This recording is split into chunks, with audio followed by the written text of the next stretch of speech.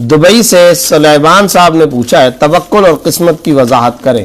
اصل بات یہ کہ ان کے سوال کے پیچھے جو بات چھپی ہوئی ہے وہ یہ کہ جب انسان کو توکل کرنا چاہیے تو پھر قسمت یعنی تقسیم اور تقدیر وہ کہاں پر ہے؟ تو دیکھیں اس سلسلے میں ہمارے ہاں معاشرے میں دو قسم کے شعبے ہیں، دو قسم کے لوگ اور مسلمان ہیں، اور دونوں غلط، دونوں افراط و تفرید کا شکار۔ مسلمانوں کا ایک طبقہ کیا ہے؟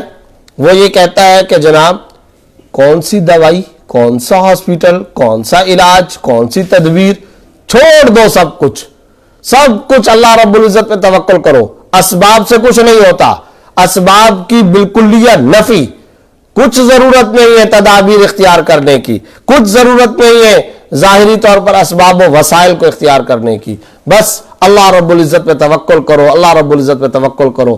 تو یاد رکھیے یہ جو طبقہ ہے اس طبقے نے توکل کو تعطل کے معنی میں سمجھا ہے، انہوں نے توکل کو تعطل کے معنی میں لیا۔ کیا مطلب تعطل؟ یعنی سب کچھ چھوڑ چھاڑ دو۔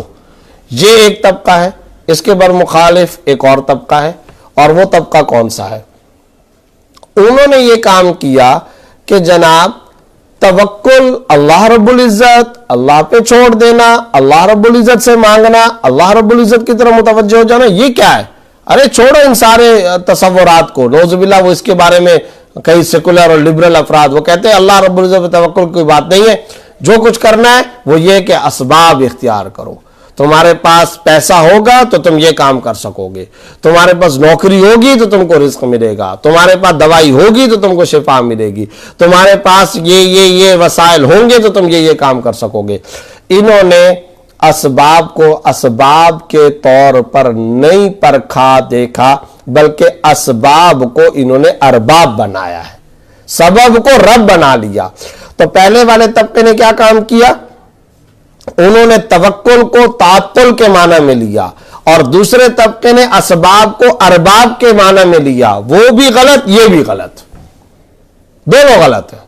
درمیان کا جو راستہ معتدل شرعی حدیث کے اندر بیان کردہ قرآن کریم کی کئی آیات سے ثابت ہونے والا، جو واضح طور پر چمکنے والا، سفید، روشن، صحیح، مثبت اور معتدل راستہ، اعتدال والا راستہ، وہ یہ ہے کہ آپ پورے کے پورے اسباب اختیار کریں، تمام اسباب اختیار کر کے نتیجہ اللہ رب العزت پہ چھوڑ دیں۔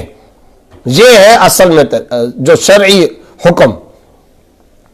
اسباب کی بالکل یہ نفی کرنا کہ اسباب سے کچھ نہیں ہوتا، بالکل غلط بات ہے۔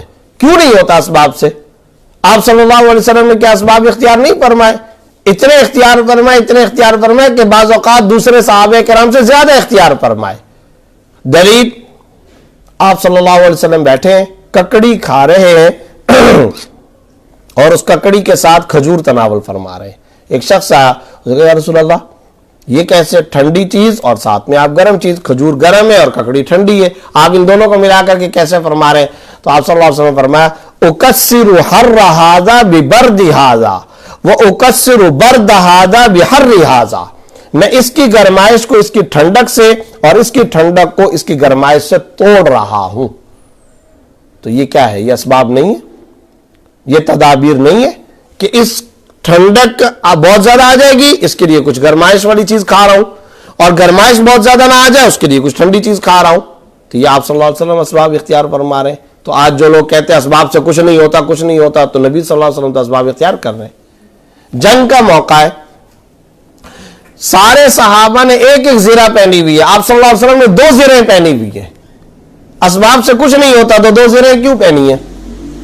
حضرت علی رضی اللہ تعالیٰ عنہ کا واقعہ شمائل ترمذی کے اندر موجود، بخار کی حالت تھی، کمزوری پیدا ہو گئی، حضرت علی رضی اللہ تعالیٰ عنہ بخار، گرمائش، کمزوری کی حالت میں ابھی تازہ بیماری سے جیسے کوئی آدمی شفا یاب ہوتا ہے تو اس طرح سے اٹھے ہیں۔ اور عرب کے گھروں کے اندر رواج ہوتا تھا کہ عرب کے لوگ کھجوروں کو دیواروں پہ لٹکا دیتے تھے۔ آج کل بھی کئی دیہاتوں کے اندر، خاص طور پہ عرب کے اندر جہاں پر کھجوروں کے باغات وغیرہ ہوتے ہیں تو وہ دیواروں پر کھجوروں کو لٹکا دیتے ہیں۔ تو ایک مکان کے اندر آپ صلی اللہ علیہ وسلم حضرت علی کے ساتھ داخل ہوئے، اور حضرت علی کی ابھی یہ والی حالت تھی کہ بخار سے، بیماری سے تازہ اٹھے تھے۔ حضرت علی جیسے ہی اندر گئے تو فوراً ان کھجوروں کی طرف آگے بڑھ کر کے ان کو لے کر کے کھانے لگے۔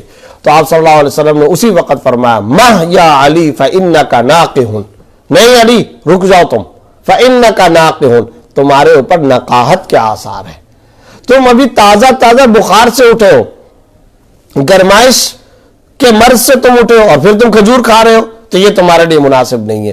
تو سوال یہ پیدا ہوتا ہے کہ اگر اسباب اختیار نہیں کر رہے تھے تو یہ رسول اللہ صلی اللہ علیہ وسلم کی سیرت ہمیں کیا بتا رہی ہے؟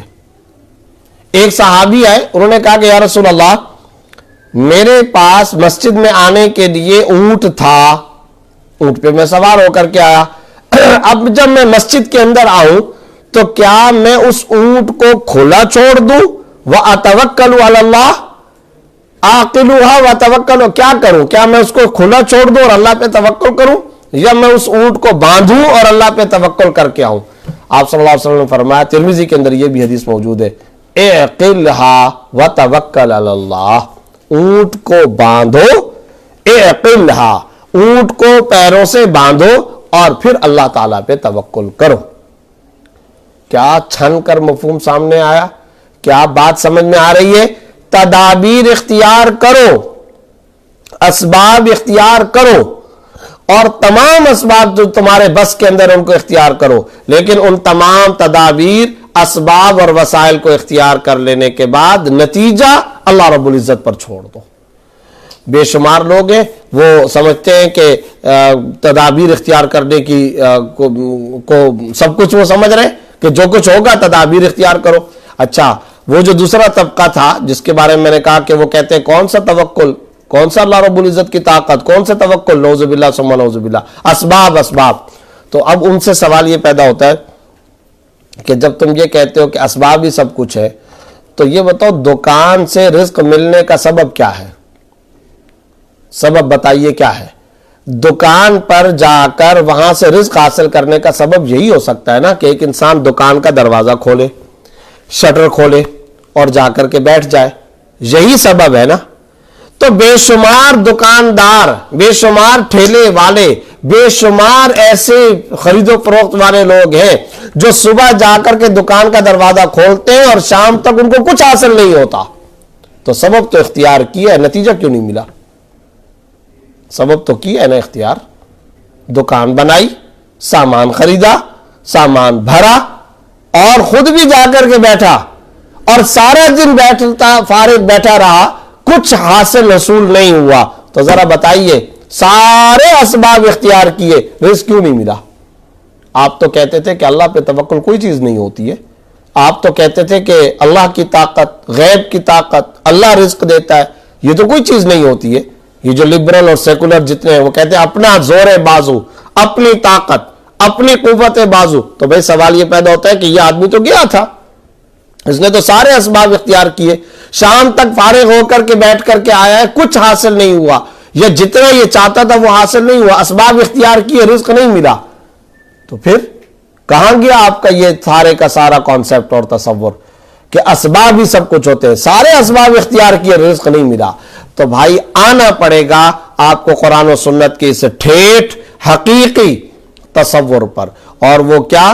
وہ یہ ہے کہ اسباب کو تدابیر کے درجے کے اندر رکھو اور ان کو اختیار کرو کہ یہ اللہ اور اس کے رسول صلی اللہ علیہ وسلم کا حکم ہے، لیکن ان اسباب پہ تکیہ نہ کر لینا، اسباب اختیار کرو اور ساتھ میں یہ نتیجہ ذہن میں رکھو کہ اس کا نتیجہ کیا نکلے گا، وہ اللہ رب العزت اس کا نتیجہ نکالنے والے۔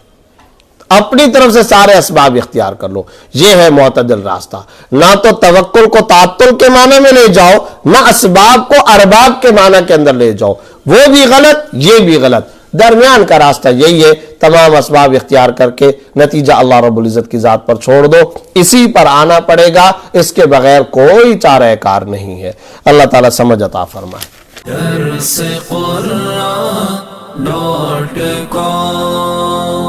www.darsequran.com